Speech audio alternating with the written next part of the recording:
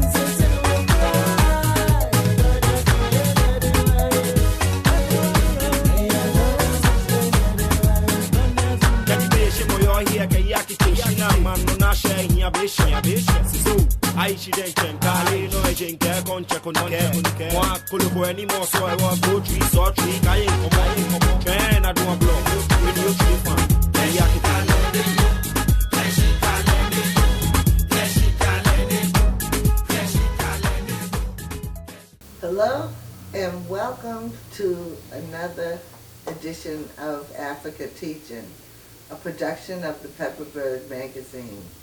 I'm Karen McLaurin-Chesson, your host. Today, we have the pleasure of interviewing the newly elected Rhode Island Liberian Community Association President.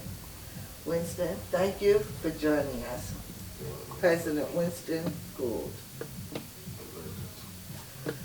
Winston, share with our viewers a little bit about Winston Gould and your involvement in the Rhode Island community. My name is Winston A. Gould. Born in the township of Barnesville, Republic of Liberia. Obtained my elementary education in Barnesville. Went to my high school in Monrovia. Graduated from Wilson Memorial High School. I joined the Bureau of Immigration, which I worked for 5 years before coming to America. I got in America 1986, and I've been in Rhode Island since. And I've been very involved in the community since I got into this community. In 1993, I ran for the office. I didn't win, and I went back into the community, went in the sporting area where that's my strength, the sports, and I've been there with the kids those many years until I decided again to run for the second time, and this time I won. Congratulations. Thank you. I'm sure you're very well aware, having been involved in the Liberian community, that for the past couple of years, things have not been as functional as I'm sure you wanted them to be. So I'd like to know if you could bring us up to date with the issues that the Liberian community currently faces. Well, I've not even been installed into office yet, and I had my first court date last week, Thursday. We went to court. We met with the lawyer that represents the community, and the other side has had a lawyer in there too. At that meeting, we did not go into the courtroom, but the two lawyers went into the courtroom with the judge, and the judge, our lawyer asked the judge for a trial, and her lawyer was not abreast with the case, so he asked for extension, which will be on the 17th of December. And we're going to go back on the 17th of December, and we asked our lawyer to pursue the case to the end. Wherever it is, let's go to the end and know who is actually the president of this community. And that's what we're on right now at this point. So on the 17th of December, we will be going back to court, and the lawyer have asked us to bring as many people we can bring to the court to show the strength of the community. And that's what we're going to be doing on the 17th. I see. So, but you were duly elected, so there's another party that believes they were duly elected too? Well, this is an old situation, old issue that I've been dragging on, and we just happen to find ourselves trying to actually we're standing on the sideline right now. We are not the one that was taking the court, but the old administration had the battle fight going on, and we are witnessing the battle going on right now. Okay. So then that means that the community association has not been operating? Not to its fullest. There have been a lot of obstacles based on the fact that, according to the former leader, that we didn't have access to public buildings. If we want to have a function, we couldn't use public buildings, we couldn't use public playground because there were two president, and if he went and applied, she would go and say no, he's not a legal president, so it was back and forth. Oh, yeah, so kind of blocking a lot of progress, yeah. Wow. So why did you decide to run for office? Well, looking at the present condition of the community, and with my style of life, or my strength with the young adults and youth, I felt that, and also having a great connection with the older people, I felt that if I got to the leadership role, I could bring both sides together. I have the charisma to do that because I'm the person who has ears to listen. I take advices, constructive ones. So based upon those charisma, I decided to run to bring the community together. Yes. So what would you like to do once, you'd like to share with our viewers what you'd like to do to improve and pull the community back together? Well, first of all, when I take office, my first thing is to unite the community. And uniting the community means that I have to get myself connected with the churches. The churches have are a group of Liberians that are very committed to the different churches. And if I want to get message out there, I have to go through the churches because it's an easy media. It's almost like a permanent media that every Sunday these Liberians gather to these churches. So if I can be able to penetrate the churches, definitely I'll be able to get my message across in uniting the community. For the younger kids, I'm always dealing with them, so it's an easy way for me to get. I know how to get them. Yeah. Okay, young people like to have fun, and I can use that media to get them also.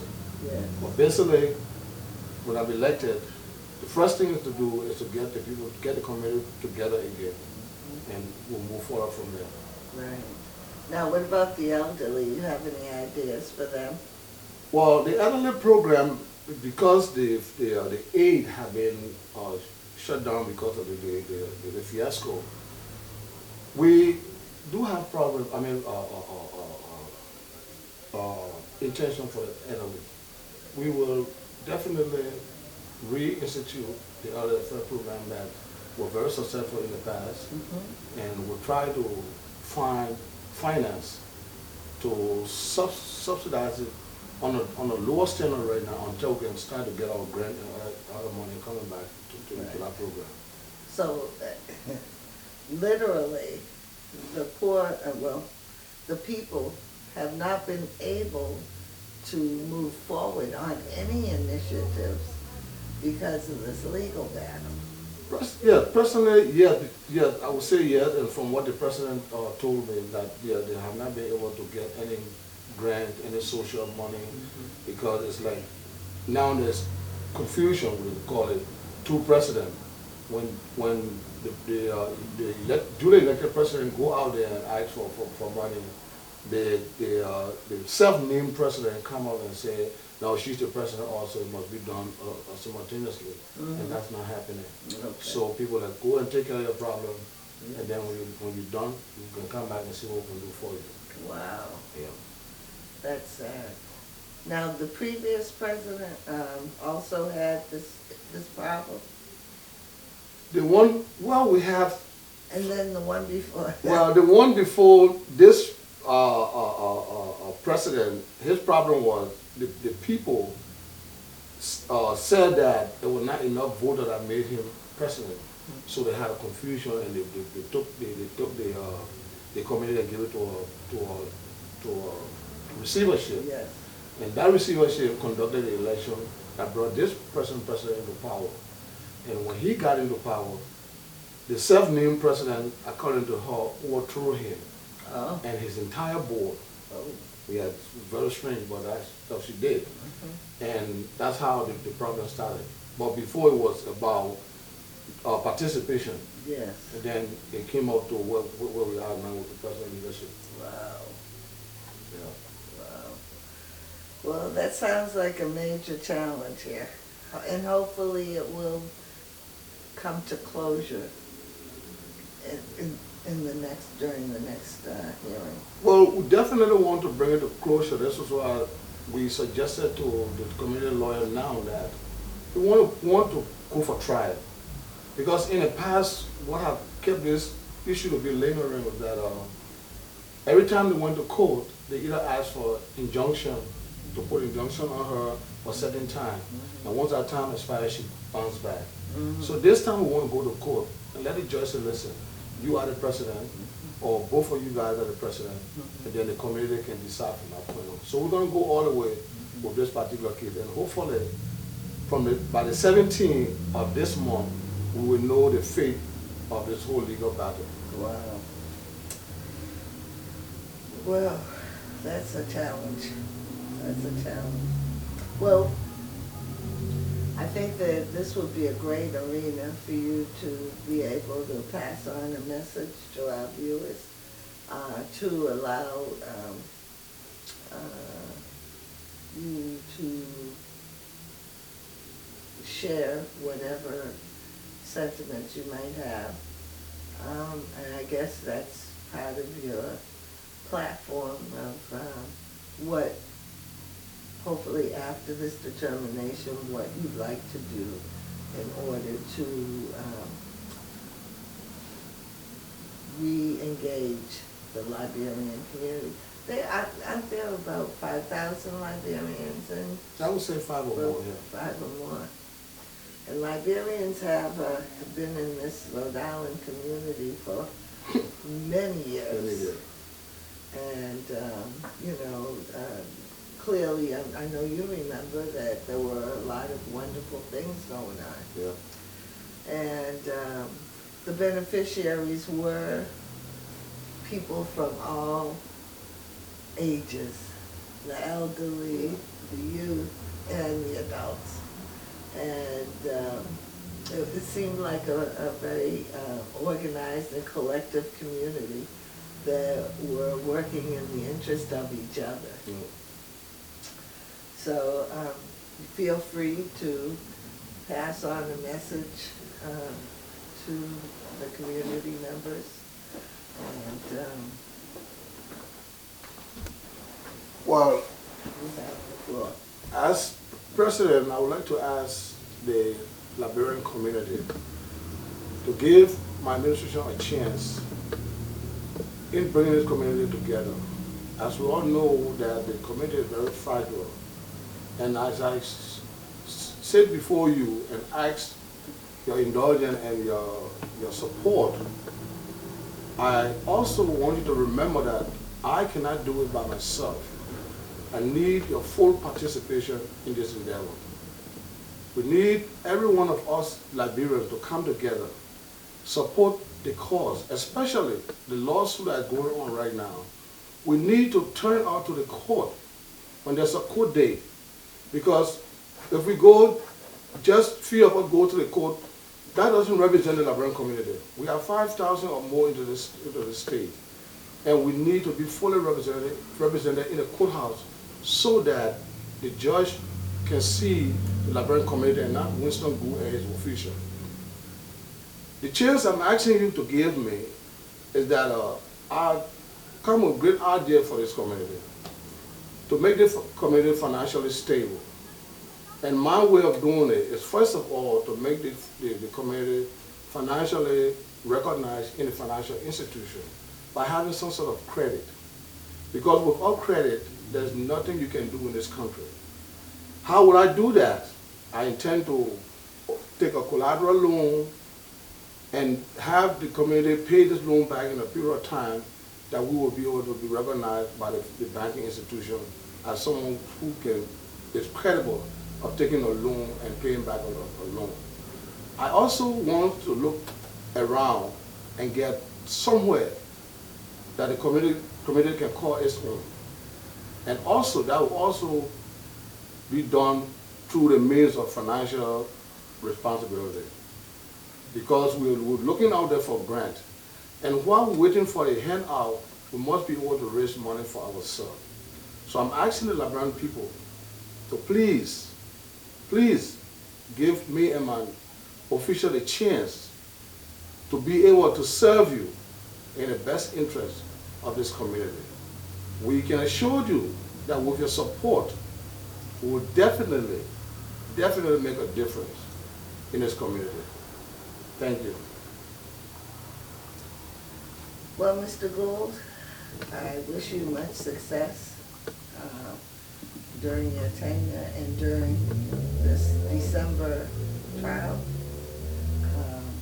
And I also thank you for taking this time to share the information on the Liberian community with the greater community. Thank you very much. Thank you. Thank you very much. You're welcome.